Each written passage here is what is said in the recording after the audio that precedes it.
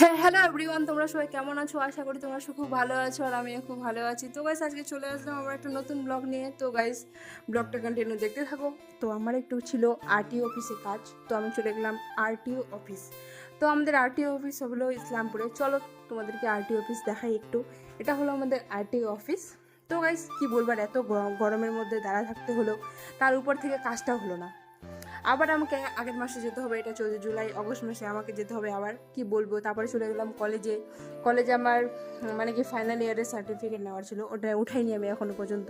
তো এটা হলো আমাদের ইসলামপুর কলেজ গাইস, তোমরা সবাই দেখে নাও ভালো করে। তো কলেজে ঢুকতে না ঢুকতেই শুনলাম যে মার্কশিট দিচ্ছে, ভালো কথা, আমার 6 সেমিস্টারের মার্কশিট নেওয়া ছিল। তো সেখানে কাউন্টারে গিয়ে জিজ্ঞাসা করলাম যে দিবে কিনা। তো সেখানেও কপালটা খারাপ যে আজকে সার্টিফিকেটও দেবে না, মার্কশিটও দেবে না। তারপরে কি আর, ওখান থেকে ঘুরে চললাম বাস স্ট্যান্ড। তো গাইস, আজকে ব্লগটা এইটুকুই। কেমন লাগলো আশা করি তোমাদের ভালো লেগেছে। ভালো লেগে থাকে লাইক কমেন্ট